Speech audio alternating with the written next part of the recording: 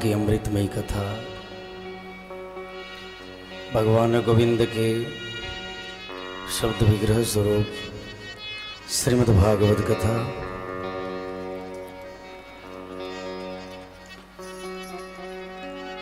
परम भक्त हनुमंत लाल जी महाराज के छत्र छाया में संतों के तपस्थले भगवान गोविंद के क्रीड़ास्थले श्रीधाम वृंदावन में भगवान की अमृतमयी कथा का पान करने के लिए बैठे हमारे सभी देवतुल्य भाइयों, देवी स्वरूपा माताएं बहने, मंचासेन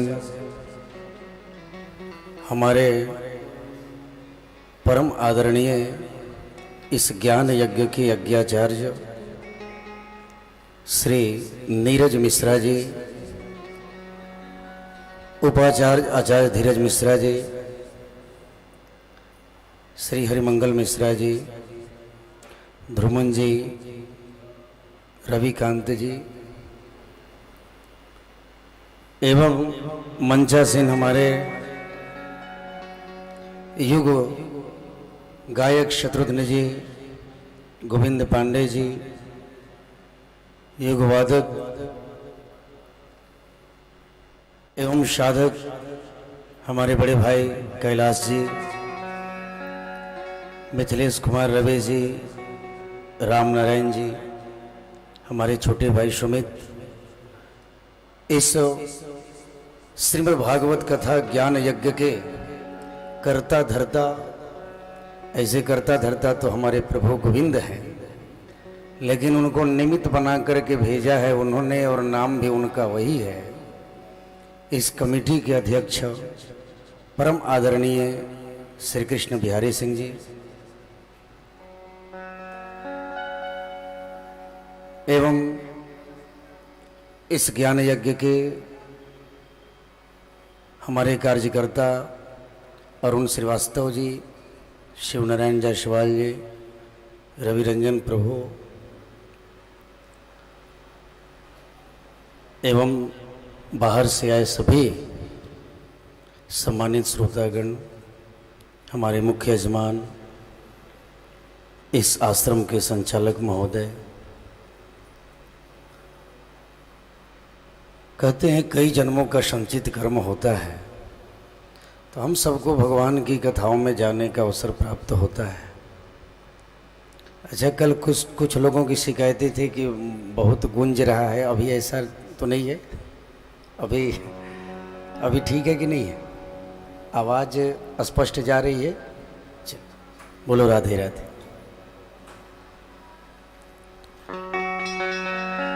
कल हम सबने कथा श्रवण किया, भागवत के महात्म्य की कथा सुने।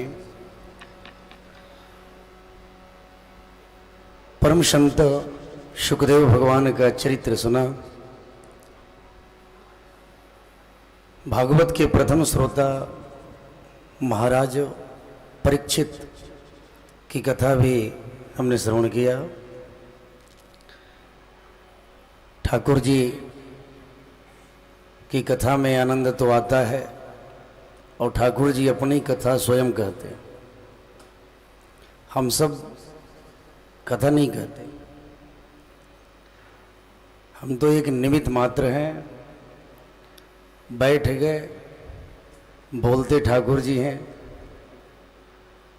वो चाहे तो मुर्दे से भी बुलवा लें, वो चाहे तो पत्थरों में जान फूंक दें,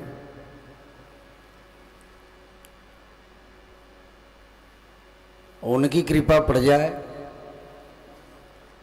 तो हम जैसे अज्ञानी भी बैठकर मंच पर कथा का, जिसको किसी शास्त्र का ज्ञान न हो और जिसमें किसी प्रकार की विद्वता न हो, वो भी ठाकुर जी की कृपा से आज आपके समक्ष कथा सुना रहे। ये उनकी महानता, उनकी कृपा, चाहे किसी पर प्रसाद है, हमारे गोविंद की महती कृपा हम सब पर बनी रहे।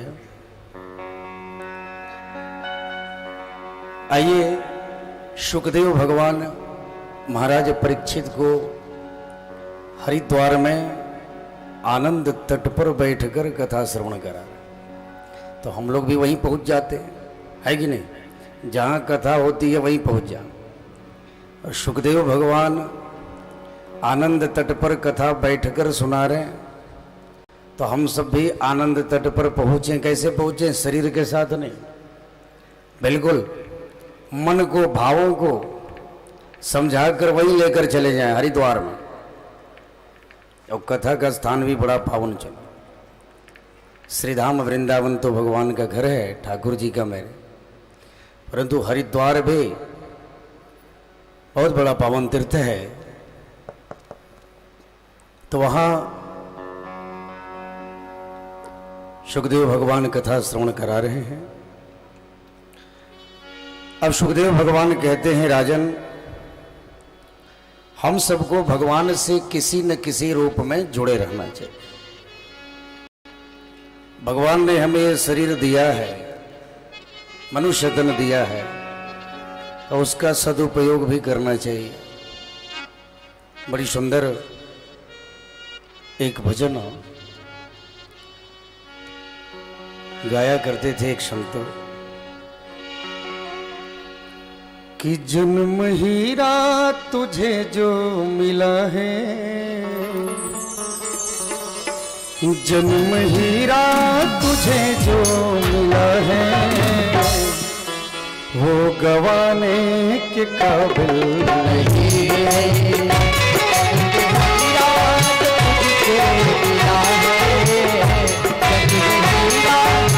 तुझको मिला है, वो गवाने के काबिल नहीं है, वो गवाने के काबिल नहीं है। तेरा हर श्वास अनमोल मोती, तेरा हर श्वास अनमोल मोती, वो लुटाने के काबिल नहीं है, वो लुटाने के काबिल नहीं है।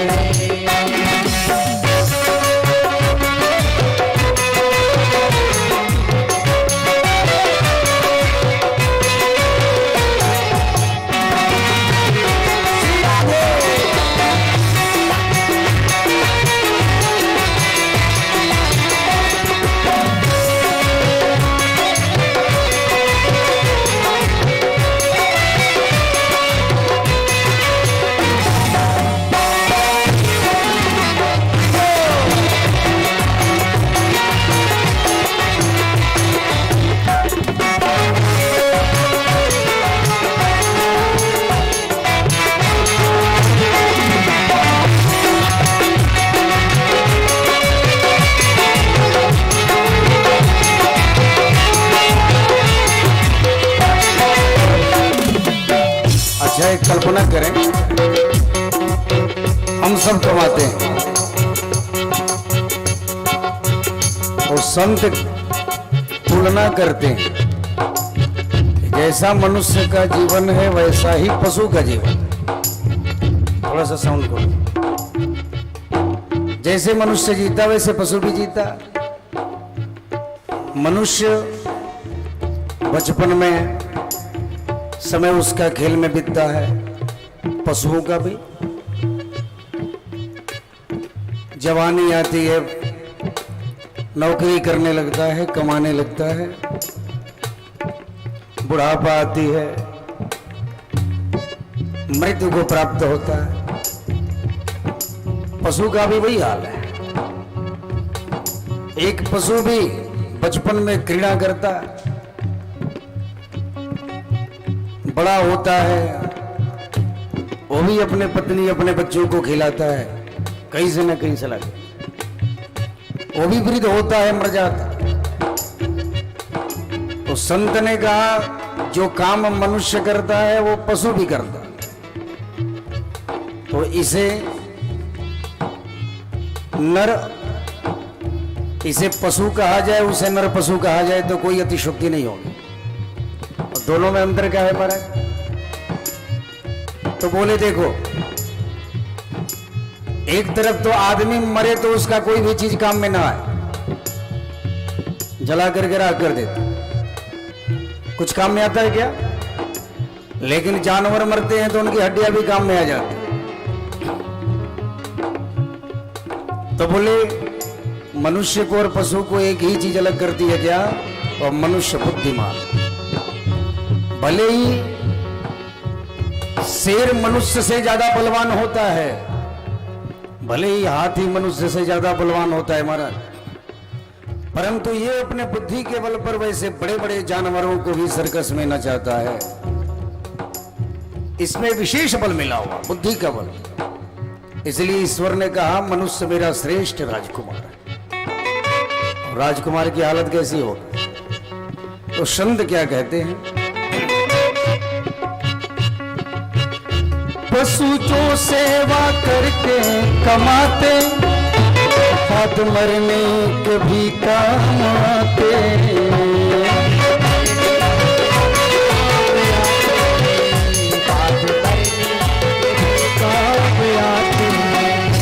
पशु जो सेवा करके कमाते, बाद मरने के भी काम आते, बाद मरने के भी काम आते। और महाराज तू मरेगा तो क्या होगा? तुम तो मरकर मिट्टी में मिलेगा, तुम तो मरकर मिट्टी में मिलेगा। काम आने के काबिल नहीं है, तो मरकर मिट्टी में मिलेगा। काम आने के काबिल नहीं है। जन्म हीरा तुझे जो मिला है, जन्म हीरा तुझे जो मिला है, वो गवाने के काबिल नहीं है, वो गवाने के काबिल नहीं है। तेरा हर श्वास अनमोल मोती, तेरा हर श्वास अनमोल मोती, वो लुटाने के काबिल नहीं है, वो लुटाने के काबिल नहीं है, वो लुटाने के काबिल नहीं है, वो लुटाने के काबिल नहीं है। बोल वृंदावन बिहारी लाल की। सुखदेव जी कहते हैं राजन, अब मैं तुम्हें सृष्टि की कथा सुनाता हूं, अब ध्यान से सुनो। अब श्रीमद् भागवत कथा भगवान सुखदेव के मुख से प्रारंभ हो। कहते हैं सृष्टि में सर्वप्रथम भगवान विष्णु के नाभि कमल से ब्रह्मा जी की उत्पत्ति हुई। अब ब्रह्मा जी की जब उत्पत्ति हुई, वो एक साथ चारों दिशाओं में देखना चाहते थे, इसलिए उनके चार मुख हो गए। और भगवान नारायण से उत्पत्ति हुई। ब्रह्मा जी को भगवान ने उपदेश प्रारंभ किया। भगवान नारायण ब्रह्मा जी को उपदेश देने लगे और सृष्टि करने के लिए कहा। हमारा ब्रह्मा जी ने सृष्टि प्रारंभ किया और सृष्टि की रचना वहीं से प्रारंभ। तो सर्वप्रथम भगवान के आदेशानुसार ब्रह्मा जी ने सृष्टि प्रारंभ की। भगवान नारायण कहते हैं ब्रह्मदेव, आप जब सृष्टि करने जा रहे हैं तो सृष्टि करने के लिए माया की आवश्यकता है, इसलिए आप योग माया को भी साथ रखें। ब्रह्मा जी कहते हैं माया की क्या आवश्यकता है सृष्टि करने में हमारा? तो बोले जब तक माया होगी नहीं तब तक सृष्टि आगे बढ़ेगी नहीं, क्योंकि ओरिजिनल सोने के गहने नहीं बनते, उसमें तांबे की टाकी लगानी पड़ती है, कुछ ना कुछ मिलाना पड़ता, ओरिजिनल नहीं बन पाए।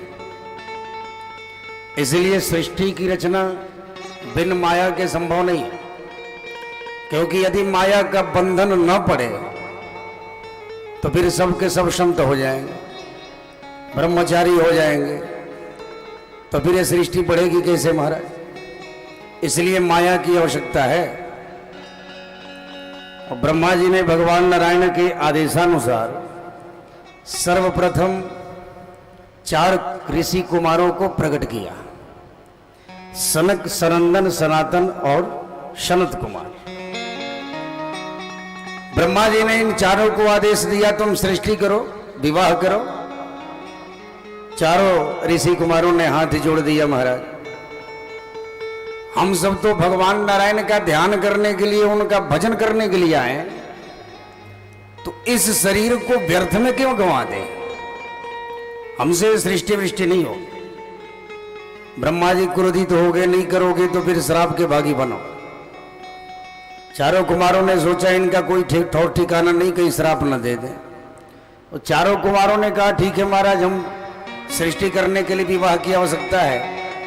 अभी तो हम ब्रह्मचर्य आश्रम में हैं। 4 आश्रम होते हैं, ब्रह्मचर्य, गृहस्थ, वानप्रस्थ और सन्यास।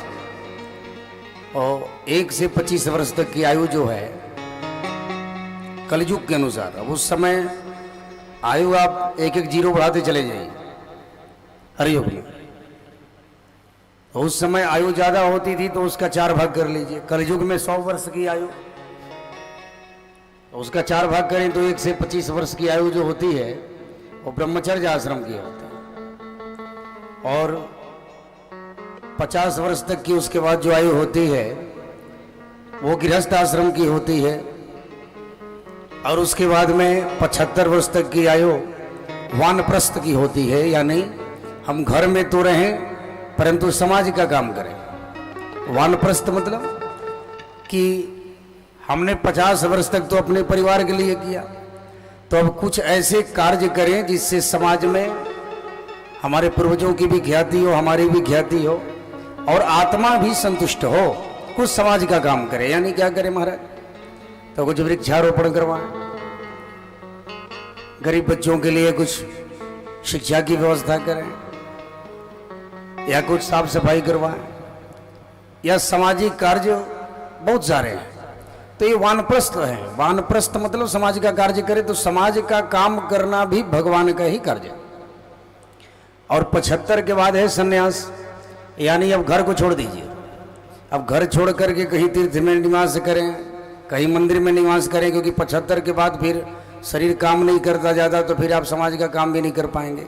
तो आराम से वो जितना समय बचे उसमें भगवान का भजन करिए। और बैठे बैठे ही सही जितना हो सके अपने जीवन का कुछ ज्ञान दूसरों को देते रहे, समझाते रहे, वो भी समाज सेवा। लेकिन अब संन्यास आश्रम की आवश्यकता ही नहीं। 70-72 में जय जय सिया राम हो जाए। अब बचे ही नहीं तो संन्यास आश्रम होगा कैसे है? तो चारों ऋषि कुमारों ने कहा महाराज ठीक है, अभी तो ब्रह्मचर्य में है, अभी तो जन्म हुआ, उधर से आने दो, अभी गृहस्थ आश्रम में प्रवेश करें, अभी 1/4 आयु तो बीत जाए, बड़े हो जाएं तो फिर सृष्टि प्रारंभ करें। बोले ठीक। और जो चारों ऋषि कुमार गए सो आए ही नहीं। हजारों वर्ष के बाद ब्रह्मा जी ने कहा तो अच्छा पूर्वक बनाया हमको, मूर्ख बना के चले गए। बुलाया, देखा ये जैसे गए थे वैसे ही हैं, बिल्कुल बड़े हुए ही नहीं, वैसे के वैसे बने। योग बल तपोबल से अपने उम्र को स्थिर कर दिया। हजारों वर्ष के बाद भी वैसे ही दिखते थे जैसे। और ब्रह्मा जी ने कहा तुमने कहा था कि हम आकर के विवाह करेंगे, सृष्टि करेंगे, तुमने किया ही नहीं। और ऋषि कुमारों ने कहा हम तो कहे थे लेकिन हम बड़े हुए ही नहीं, तो करे कहां से, बड़े होते तो करते। ब्रह्मा जी बहुत ज्यादा क्रोधित हुए। और जब ब्रह्मा जी को क्रोध आया तो क्रोध आते ही उनका भ्रिकुटी भेदन करके उनका कोप ही रुद्र के रूप में प्रकट हो गया। बोल शंकर भगवान की। शंकर भगवान प्रकट हो गए। ब्रह्मा जी ने भोलेनाथ से कहा कि आप सृष्टि करो। बोले ठीक है, जैसी आपकी आज्ञा। अब भोलेनाथ सृष्टि करने के लिए चले गए। ब्रह्मा जी ने सोचा कि जाकर के देखो, कहीं ये ना कि उनके जैसा ये भी बहुत दिनों तक पधारे ही नहीं। जाकर देखना चाहिए कि सृष्टि किया या नहीं, या किया तो कैसा किया। ब्रह्मा जी देखने के लिए पहुंचे तो देखा भोले बाबा ने भूत प्रेत डाकनी पिशाचनी तमाम चीजें प्रकट कर डाली, बिच्छू सर्प यही बनाया केवल। तो बोले सृष्टि कहाँ की? बोले ये बनाया ना, भूत प्रेत डाकनी पिशाचनी बिच्छू सर्प। बोले यही आदमी नहीं बनाया? बोले मुझे तो नहीं बनाने आता, हम तो यही बनाते हैं। अब हमको तो जो बनाने आएगा हम तो वही बनाएंगे। तो बोले बात सही है महाराज, लेकिन आप सृष्टि बंद करो, हम दूसरा उपाय ढूंढते हैं, दूसरा मिस्त्री, अब दूसरा कलाकार ढूंढना पड़ेगा। आप सृष्टि बंद करो, ज्यादा यही हो जाएंगे तो मनुष्य कहाँ रहेगा फिर। तो बोले जैसी आप किया। तब ब्रह्मा जी ने अब की बार सृष्टि करने के लिए 10 ऋषियों को प्रकट किया। मरीचि, अत्रि, अंगिरा, पुलत्स्य, पुलह, क्रतु, भृगु, वशिष्ठ, दक्ष और देवर्षि नारद, 10 ऋषियों को प्रकट किया महाराज। इन ऋषियों ने भी अपने संकल्प से सृष्टि करने के लिए ठाने। इसमें तो 9 ऋषियों का विवाह हुआ, देवर्षि नारद ब्रह्मचारी रह गए, विवाह ही नहीं किया। फिर ब्रह्मा जी ने अपनी वाणी से मनोहारी सरस्वती जी को प्रकट किया, अपनी छाया से कर्दम ऋषि को प्रकट किया, अपने वाम अंग से एक कन्या को प्रकट किया और दाहिने अंग से एक पुरुष को प्रकट किया। जो कन्या प्रकट हुई उसका नाम शतरूपा हुआ, और दाहिने अंग से जो पुरुष प्रकट हुआ उसका नाम मनो। वो भगवान मनो हुए, जो साक्षात भगवान नारायण के अवतार कहे जाते। तब ब्रह्मा जी ने महाराज मनु से कहा कि आप सृष्टि प्रारंभ करो। तो महाराज मनु और शतरूपा गृहस्थ आश्रम में बंध गए, दोनों का विवाह हो गया। अब मनु शतरूपा के द्वारा स्त्री पुरुष के सृष्टि का शुभारंभ हो गया। बोलो राधे राधे। सबसे पहले 3 पुत्रियां और उसके बाद 2 पुत्र हुए महाराज। पुत्रों के नाम प्रियव्रत और उतानपाद पड़ा, और 3 पुत्रियां हुई आकुति, देवहूति और प्रसूति। 3 पुत्रियां और 2 पुत्र। और तभी एक दिन मनु महाराज ब्रह्मा जी से प्रार्थना करने लगे, प्रभु एक व्यवधान आ गया है सृष्टि में। बोले कौन सा? तो बोले एक हिरण्याक्ष नाम का दैत्य है, जिसने पृथ्वी को ही चुरा करके समुद्र की रसातल में जाकर के रख दिया। अब प्रश्न उठता है महाराज कि दैत्य जो है वो धरती को कैसे उठा सकता है? कोई धरती तो इतनी बड़ी, धरती को कोई चुरा कर कैसे ले जा सकता? तो हर चीज का एक सूक्ष्म स्वरूप होता है। हम सबका जो शरीर है, हम सबके शरीर भी, इसके बाहर 3 शरीर है। ये तो एक स्थूल हो गया, एक सूक्ष्म हो गया, एक कारण हो गया। तो कारण नहीं दिखता, लेकिन सूक्ष्म जो होता है वो साधक स्तर के लोग उसको देख लेते उस शरीर को। उसमें कोई व्यवधान उत्पन्न होता है तो शरीर रोग से ग्रसित हो जाता है। तो धरती का जो सूक्ष्म स्वरूप था उसको ले गया। जैसे आप देखें वट का जो वृक्ष होता है वो कितना विशाल होता है, लेकिन बीज कितना छोटा होता है। आप उदाहरण स्वरूप में माने धरती का सूक्ष्म स्वरूप, उसे अपने योग बल से उसने चुरा लिया। और किसी मनुष्य का सूक्ष्म स्वरूप यदि कहीं से भी चारों तरफ से कट जाए तो रोग से ग्रसित होना। तो धरती का जब सूक्ष्म स्वरूप ही हटा दिया गया तो धरती प्राणविहीन हो गई, उसमें प्राण ही नहीं बचा, तो सब के सब परेशान हो गए। तो भगवान मनु ने कहा कि प्रभु सृष्टि होगी कैसे? तब ब्रह्मा जी ने ध्यान लगाया कि हे प्रभु आप ही इस विघ्न को दूर कर सकते हैं। तब ब्रह्मा जी के ध्यान करते ही ब्रह्मा जी को छींक आ गई और उनके नासिका छिद्र से अंगूठे के बराबर शिशु रूप में वराह अवतार लेकर के भगवान प्रकट हो गए। प्रेम से बोलिए वराह भगवान की। देखते ही देखते उन्होंने विशाल रूप बना लिया, बृहद रूप ले लिया। भयंकर गर्जना के साथ जल में प्रविष्ट हुए, हिरण्याक्ष का वध करते हुए पृथ्वी का उद्धार किया। तब पृथ्वी पर सृष्टि का विस्तार प्रारंभ हुआ। और मनु महाराज की 3 बेटियों में जो दूसरे नंबर की बेटी थी, नाम था देवहूति, उनकी कथा सुना। देवहूति का विवाह ब्रह्मा जी के पुत्र कर्दम ऋषि के साथ में संपन्न हुआ। जब कर्दम ऋषि के पास रिश्ता लेकर के मनु महाराज पहुंचे, कर्दम ऋषि ने एक शर्त रख दिया। बोले विवाह तो करूंगा, लेकिन एक शर्त है। बोले क्या? तो एक पुत्र के होते ही मैं गृह त्याग करके भगवान के चरणों का ध्यान करने के लिए वनगमन कर जाऊं। अब कोई भी बाप अपनी बेटी को किसी सन्यासी के हाथ में देना चाहेगा? मनु महाराज ने कहा कि बेटी जल्दी यहां से चलो, ये तो विवाह के पहले ही सन्यास की बात कर रहा है, विवाह के बाद क्या करे? लेकिन ये भारतवर्ष है। देवहूति महारानी कहती हैं कि पिताजी मैंने स्वयं को मन ही मन कर्दम ऋषि को सौंप दिया है, अब वही मेरे पति। तब कर्दम ऋषि के साथ में विवाह हुआ। और कर्दम ऋषि विवाह होते ही बिल्कुल ध्यान में बैठ गए, बिल्कुल समाधि की स्थिति में चले गए।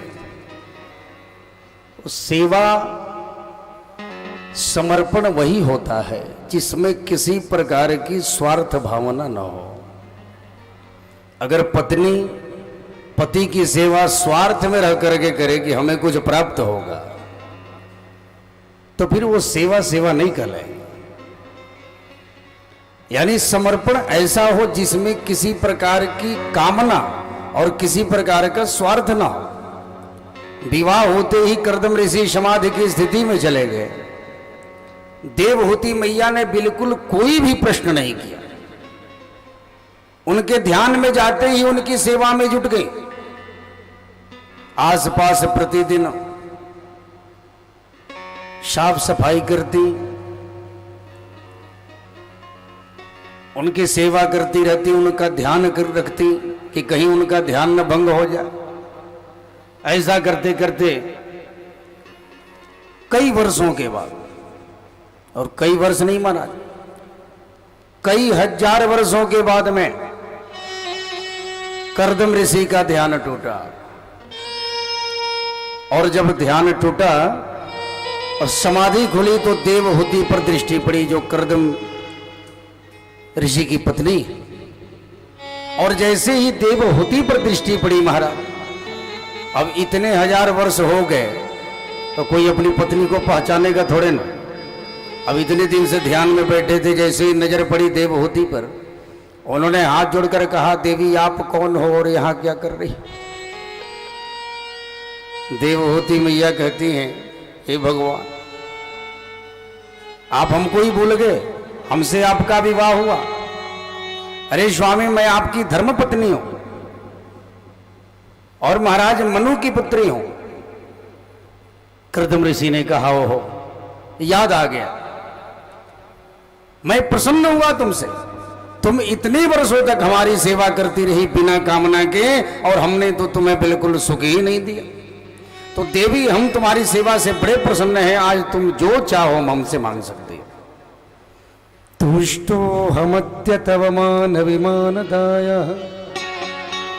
शुश्रूषया परमया परया च भक्त्या यो देहि नामयति वसुहस्त्वदेहो नावेक्षितः समुचितः च पितुं मदर्घ। तुम्हारी जो इच्छा हो हमसे मांगो, क्योंकि तुमने जो सेवा की वो बिना कामना के सेवा की महाराज। ये भारतवर्ष में होता है। ये सेवा में कोई कामना हो जाए, स्वार्थ हो जाए, तो सेवा का लाभ, मैंने कल ही चर्चा किया कि भक्ति की भी हो, और भक्ति में जब स्वार्थ आ जाए कि हे प्रभु तुम मुझे दोगे तो मैं तुम्हें दूंगा, तो फिर उस भक्ति का लाभ नहीं मिलता। उस सेवा में कोई स्वार्थ नहीं होना चाहिए। लेकिन ये बताने की आवश्यकता नहीं, भारतवर्ष में हमारे यहां नारियां पति को भगवान स्वरूप मानती हैं। ये सिर्फ भारतवर्ष में होता है, ये विदेशों में नहीं होता, ये दुनिया के किसी देश में नहीं होता, केवल भारतवर्ष में जहां पति को भगवान स्वरूप समझा। कितना सुंदर गृहस्थ धर्म का ये शिक्षा प्रदान किया है। हमारे गुरुदेव कहा करते थे, अगर गृहस्थ धर्म की शिक्षा लेनी हो तो देवहूति और कर्दम ऋषि के जीवन से लो,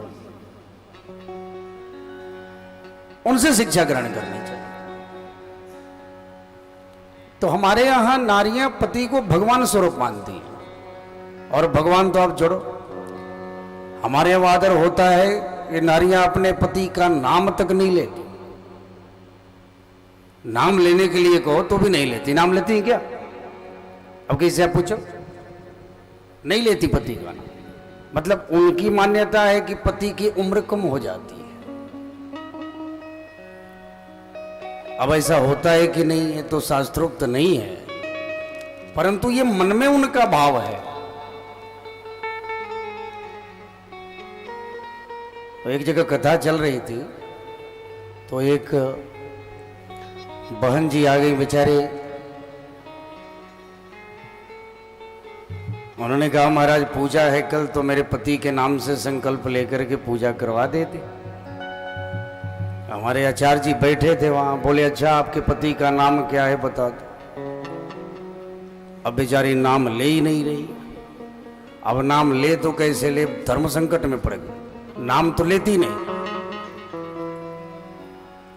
अब इन्होंने कहा कि अब नाम नहीं बताएंगी तो फिर हम संकल्प कैसे लेंगे। अच्छा चलो लिख कर दे दो। अब वहां न पेन है, न कॉपी है, न कागज है, तो फिर लिखे कैसे मारा। ये और संकट हो गया।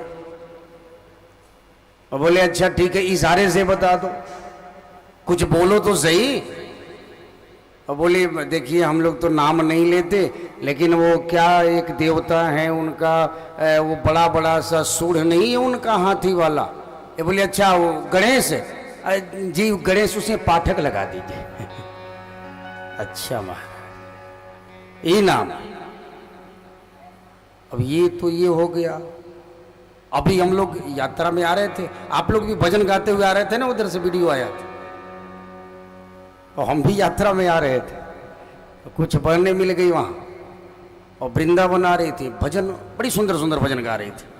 अब वो पहले दिन यहाँ आई भी थी कथा में, यहीं श्रीत आश्रम में रुकी थी, तो वो भजन गा रही थी। तो वो बिहार की रहने वाली, अब बेचारे भजन गा रही थी, रघुपति राघव राजा राम। हमसे बोले कि महाराज आप भी गाइए। हमने देखा कि सबके सब गा रही हैं, लेकिन एक बहन जी गा ही नहीं रही थी, वो चुप बैठी थी। हमने कहा क्यों भाई आपको दुश्मनी है क्या भजन से?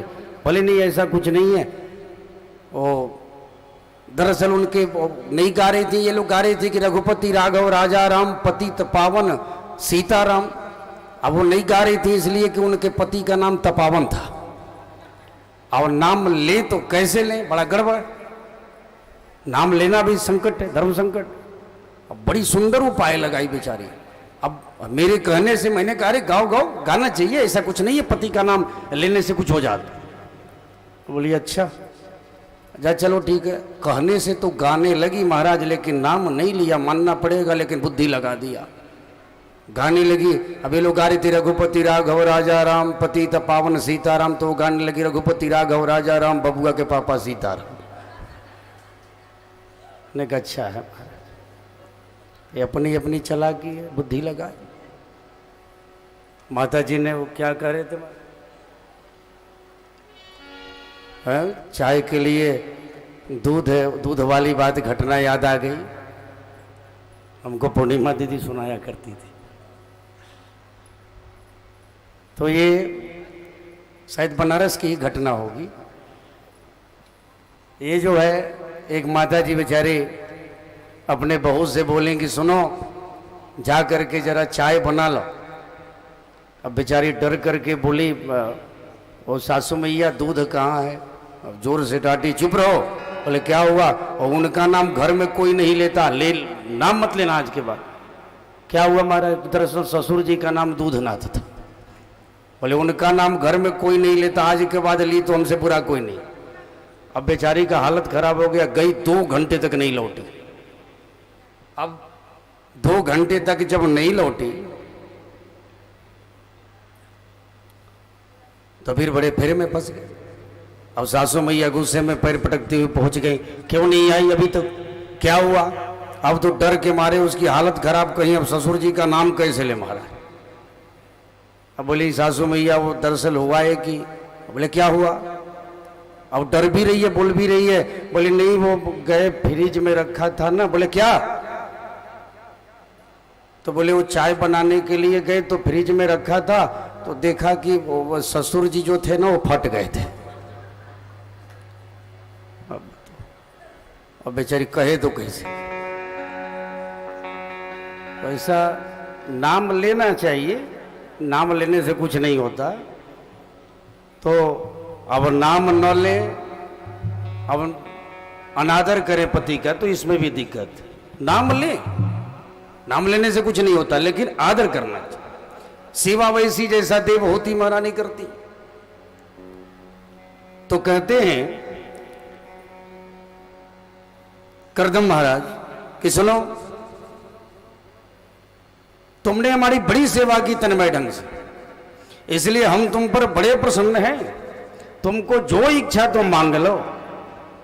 देवहूति महारानी कहती हैं कि प्रभु, स्वामी यदि पत्नी पति की सेवा करके कुछ मांगे, मन में कुछ कामना करे, तो फिर सेवा किस काम की महाराज?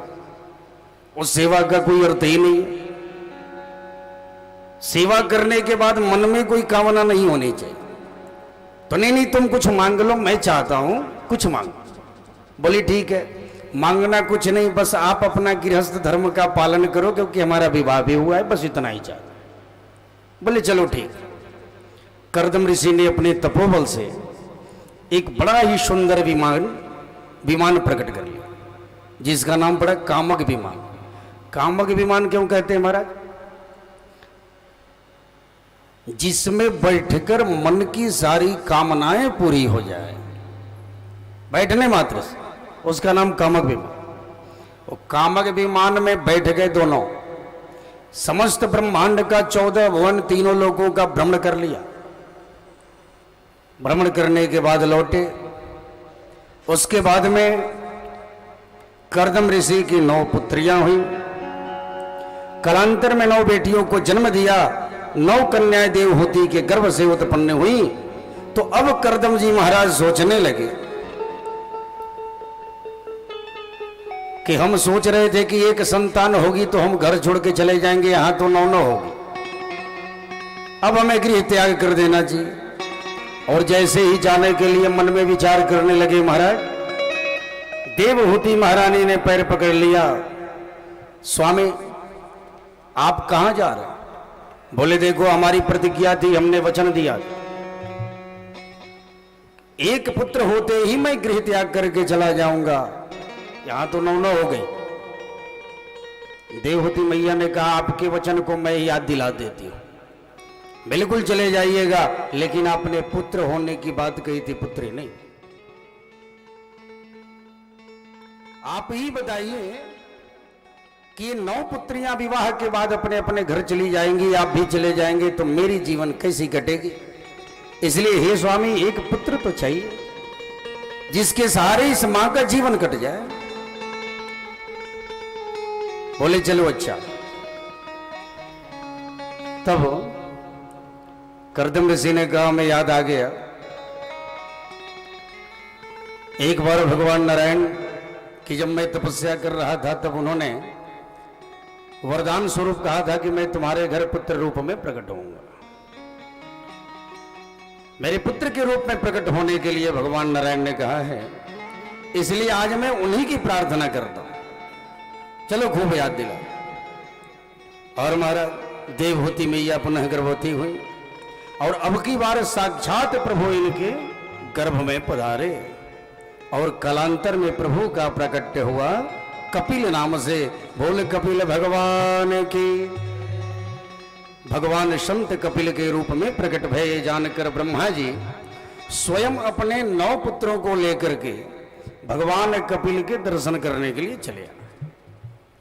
ब्रह्मा जी को पता चला कि भगवान नारायण स्वयं इस धरती पर अवतार लिए हैं कर्दम ऋषि के पुत्र के रूप में, तो उनका दर्शन करने के लिए ब्रह्मा जी अपने पुत्रों के साथ में चले और आकर के वंदन किया, स्तवन किया।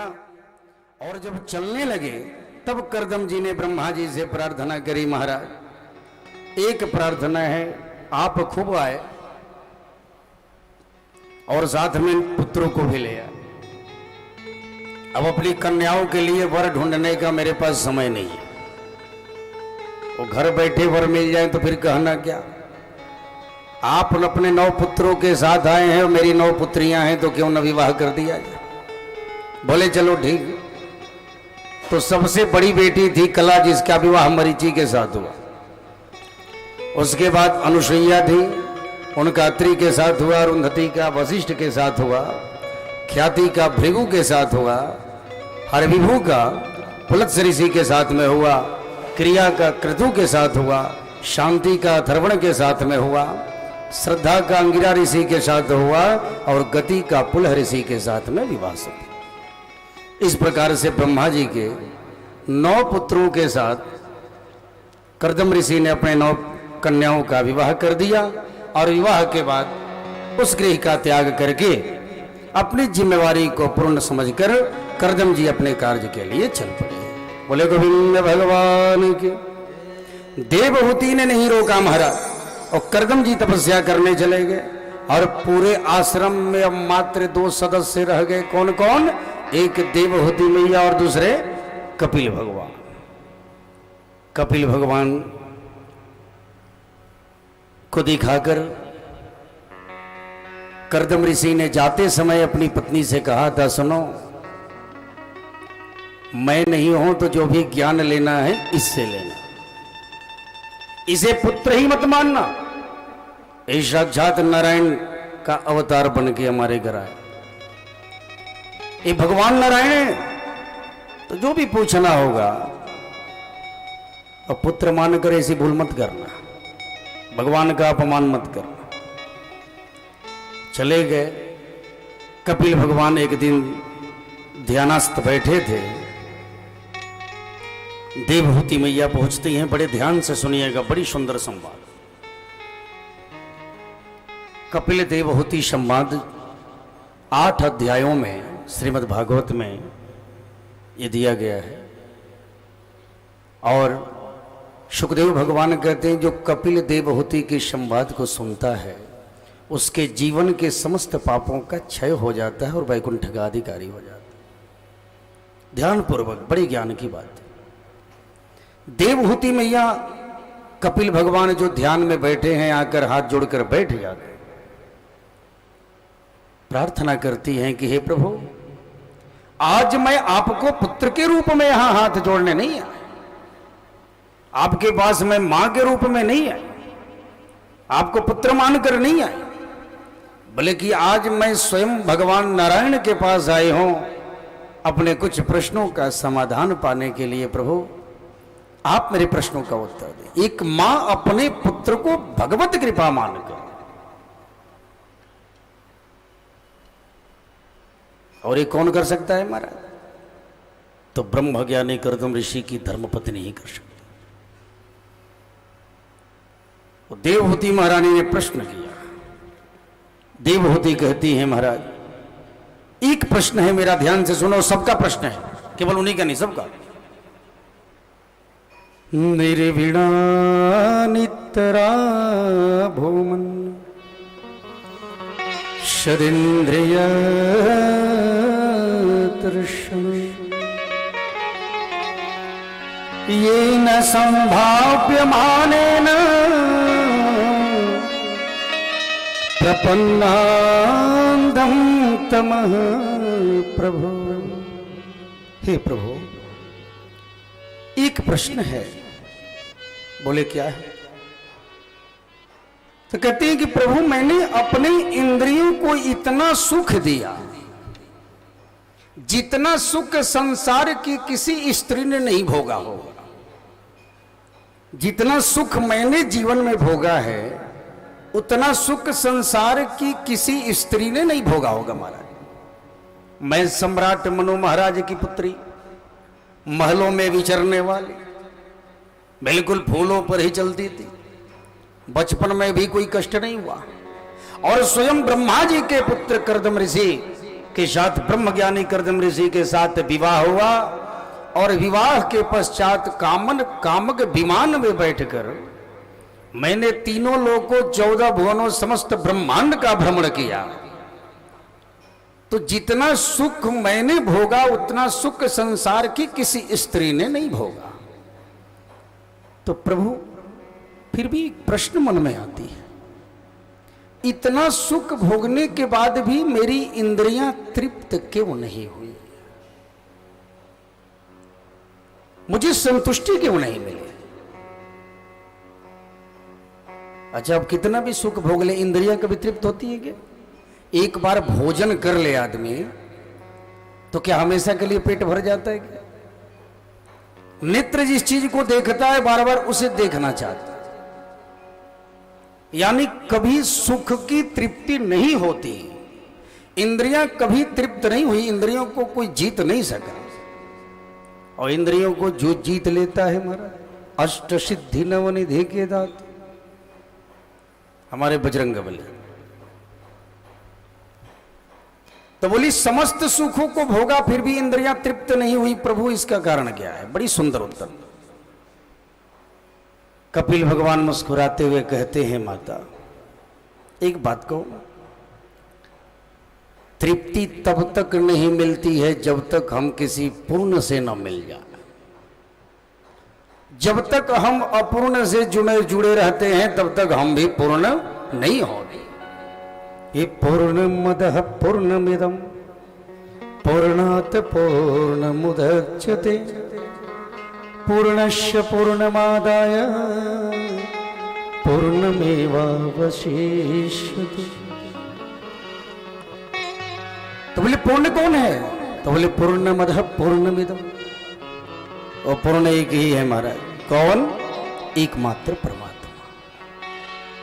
हम जब तक पूर्ण से नहीं जुड़ते तब तक मन तृप्त नहीं होता। और पूर्ण कौन है? तो परमात्मा।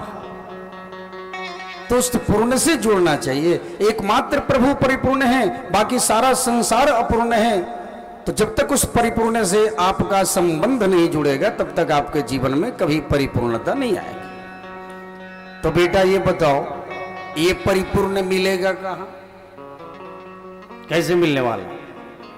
कोई एड्रेस है क्या इसका? तो बोले देखो, भगवान को पाने के लिए और पूर्ण से जोड़ने के लिए कोई पता नहीं, उन्होंने अपने स्वरूप को इस धरती पर रख दिया। कैसे महाराज? प्रथम भगति तन करि संगा, दूसरी रति मम कथा प्रसंगा।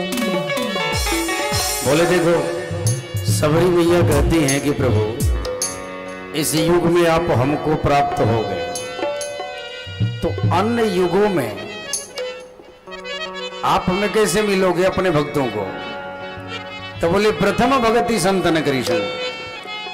तो कपिल भगवान वही कहते हैं कि माता, यदि पूर्ण से जुड़ना है तो परमात्मा से जुड़ो, और परमात्मा के ही अंश कौन है? संत है। संतों का आश्रय मिल जाए तो समझो परमात्मा मिल गया। परंतु महाराज, ये संत होते कैसे हैं? क्या इनकी कोई वेशभूषा होती है या कोई ऐसा वस्त्र होता है जिसे देखकर हम संतों की पहचान कर लें? तो बोले देखो, संतों का लक्षण बतला रहा हूं। तो बोले अच्छा ये बताओ, डायरेक्ट परमात्मा से क्यों न जुड़े, हम संतों के माध्यम से क्यों जुड़े?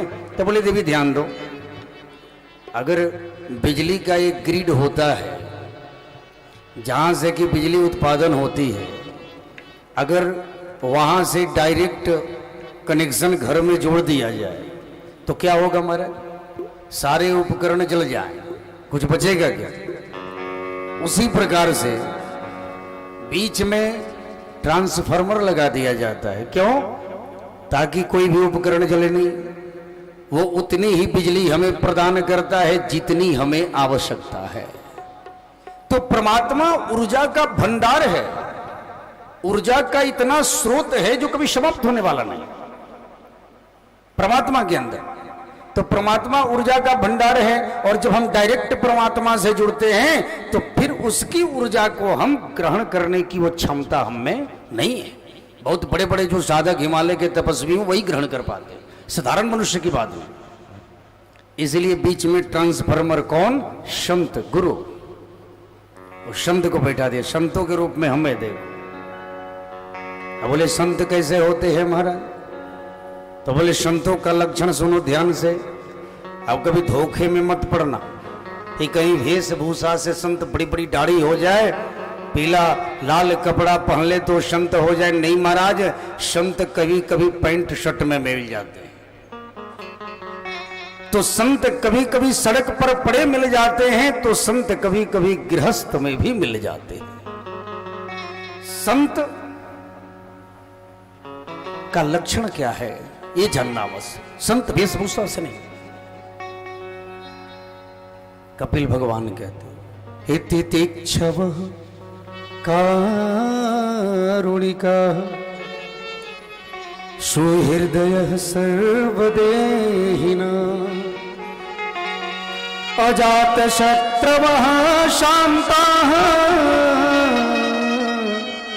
साधवः साधुभूषण। क्या कहते हैं महाराज? संत के लक्षण ध्यान से सुनिएगा। बोलो राधे राधे। बोले संत का लक्षण क्या है महाराज? तो बोले तितिक्षव। संत तितिक्षु होता, तितिक्षु हो, सहनशील हो। किसी ने माला पहना दी तो भी खुश, और किसी ने धक्का देकर हटा दिया तो भी खुश।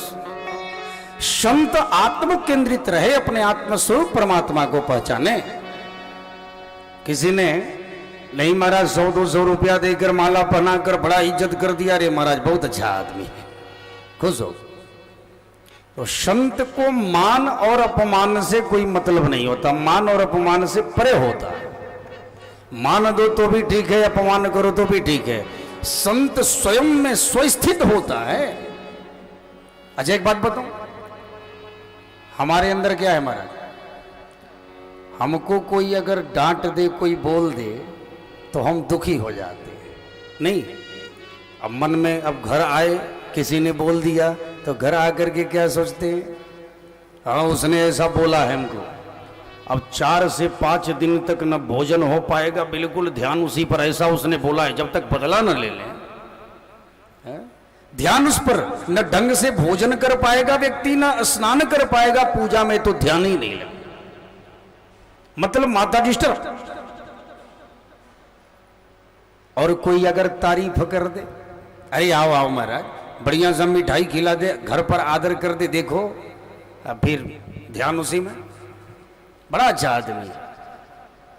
तो कहने का मतलब है कि हमने अपने सुख दुख की चाबी दूसरे के हाथ में दे दी है। अगर वो चाहे तो हम सुखी, और वो चाहे तो हम दुखी। मतलब वो हमें डांट दे तो हम दुखी हो जाएं, वो हमें थोड़ा सा मान दे दे तो हम सुखी हो जाएं। यानी सुख दुख का कंट्रोल हमारे हाथ में नहीं है, दूसरे के हाथ में दे दिया, हमने सौंप दिया। तुम चाहो भैया तो हम सुखी हो जाएं, चाहो तो दुखी। लेकिन कपिल भगवान कहते संत ऐसा नहीं होता। संत किसी के पराधीन नहीं होता। संत के सुख दुख की चाबी स्वयं के हाथ में होती है। चाहे मान दो या अपमान दो, कोई फर्क नहीं पड़ता। संत तो संत ही होता। तितिक्षव, संत का स्वभाव ही संत हृदय नवनीत समान है। तितिक्षव दूसरा सूत्र कारुणिका, संत करुणाशील होते, करुणा के अवतार होते।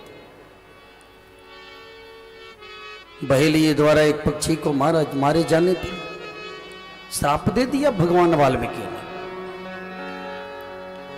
एक छोटी सी टिटहरी का दुख नहीं देखा गया अगस्त ऋषि से समस्त समुद्र को पी। और संत किसी प्राणी के दुख को नहीं देख पाते। संत स्वयं के दुख से दुखित नहीं होता। जब संसार दुखित होता है तो संत दुखी हो जाता, यानी संत करुणा के अवतार होते हैं। और कोई प्रश्न कर देता, अच्छा बताओ महाराज, ये संत करुणा के अवतार होते हैं तो बात बात पर श्राप क्यों देते? बोले दुर्वासा ऋषि को देखो, ये भी तो संत हैं, बात बात पर श्राप दे। श्रृंग ऋषि को देख, नारद जी को देखो, ये बात बात पर श्राप देते, तो ये करुणा कैसे हुआ? तो बड़ी सुंदर निराकरण इसका संतों ने किया है कि देखो श्राप नहीं है, वो संतों का आशीर्वाद है। बोले कैसे महाराज? तो संत के लिए कोई एक परिवार नहीं होता, वसुधैव कुटुंबकम समस्त विश्व ही संत का परिवार होता है। तो अपने परिवार में किसी को भी यदि कष्ट हो तो संत को कष्ट होता। यदि एक पिता की 4 संतानें हैं, अगर एक संतान कष्ट में है तो पिता दुखी हो जाता। उसी प्रकार से कोई भी अगर गलत होता है, अगर एक बेटा शराब पीने लगे तो पिता को दुख होगा, तो उसको सही रास्ते पर लाने के लिए पिता हर प्रयत्न करता। तो संत के लिए सब पुत्र हैं। तो कोई गलत रास्ते पर जा रहा है तो संत उसको दंड दे करके उसको सही रास्ते पर लाता। अच्छा एक बात बताऊं, जब बेटे को घाव हो जाए और माँ सोचने लगे कि इसको अगर मैंने चीड़ा लगाया तो बड़ा दर्द होगा इसे, और चीड़ा लगाने से मना कर दे और चीड़ा न लगाए तो घाव तो बढ़ता चला जाएगा, धीरे धीरे हाथ पैर काटना पड़ेगा।